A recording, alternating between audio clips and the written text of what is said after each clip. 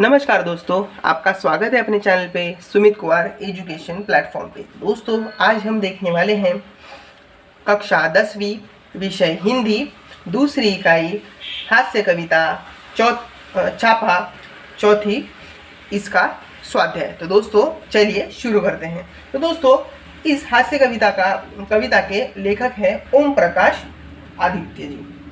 तो दोस्तों, इस हास्य कविता के स्वाध्याय को हम आज देखने वाले हैं। चलिए तो फिर शुरू करते हैं। सूचना के अनुसार कृतियाँ कीजिए। 1, संजाल पूर्ण कीजिए। दोस्तों, हम देख रहे हैं कि इधर एक आकृति दी है, उसमें बताया है कि ये वस्तुएं खाली थी। तो दोस्तों, ये 4 ब्लॉक्स है, उसमें हम लोग को उत्तर देना है। तो चलिए इसका उत्तर जान लेते हैं अभी। तो दोस्तों, क्या क्या चीज़ें खाली थी? तो दोस्तों देखा जाए तो एक तो रसोई की पीपियाँ, दूसरे देखा जाए तो बच्चों का गुल्लक, तीसरा देखा जाए तो कनस्तर मटके और चौथा अलमारी। तो दोस्तों, ये चीज़ें वस्तुएं खाली थी। प्रश्न दूसरा, कृति पूर्ण कीजिए। कृति पूर्ण कीजिए। 1, कवि द्वारा छापामारों को दिए गए सुझाव। कवि द्वारा छापामारों को दिए गए सुझाव। तो दोस्तों, कवि ने छापामार लोगों को क्या सुझाव दिए थे? वो बोले, जिसके घर में अधिक धन हो तो ले लीजिए, और जिसके घर में बिल्कुल धन न हो उसे कुछ धन दे दीजिए। ये उन्होंने उनसे कहा। शयन कक्ष दूसरा, शयन कक्ष में पाई गई चीजें। शयन कक्ष में पाई गई चीजें। तो दोस्तों, क्या चीजें पाई गई शयन कक्ष में? तो दोस्तों, शयन कक्ष में एक चीज दोस्तों तो फटा हुआ तकिया और दूसरा टूटी हुई अलमारी, ये 2 चीजें पाई गई। प्रश्न तीसरा, कवि के आधार पर जोड़ियां मिलाएं। कविता के आधार पर जोड़ियां मिलाइए।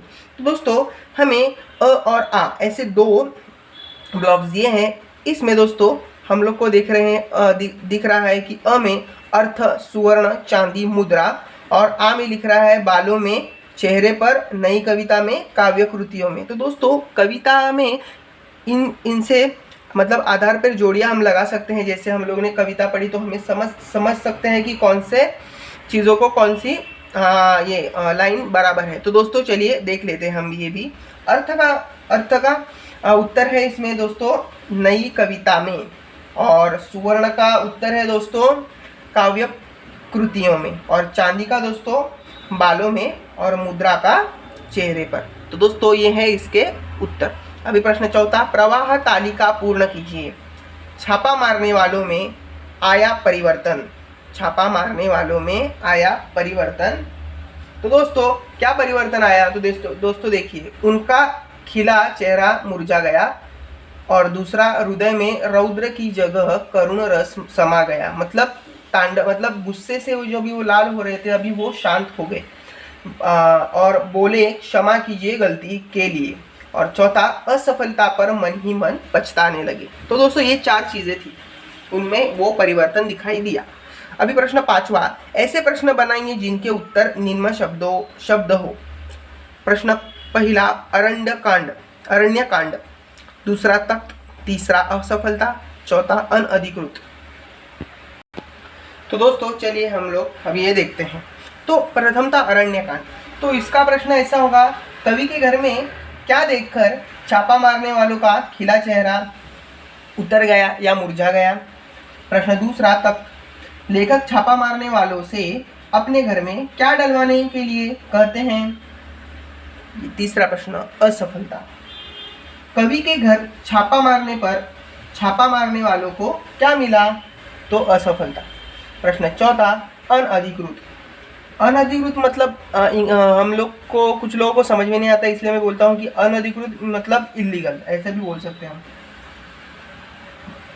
तो दोस्तों, इसका प्रश्न ऐसा होगा कि छापा मारने वालों को लेखक से किस प्रकार का अर्थ चाहिए था?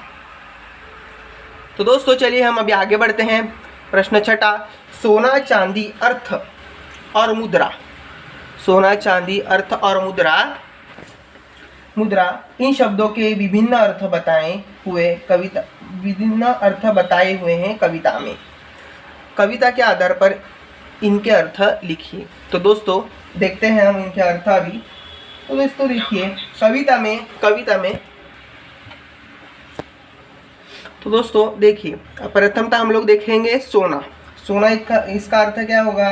सामान्य अर्थ दोस्तों देखिए पीले रंग की एक वस्तु जिसका मूल्य बहुत है और इसका आभूषण बनाने के लिए इस्तेमाल किया जाता है। और कविता के आधार पर अर्थ है सोना यानी नींद में होना। मतलब सोना मतलब सोना मतलब वो धातु वाला सोना नहीं, तो नींद में हम नींद आती है उससे वैसा वाला सोना।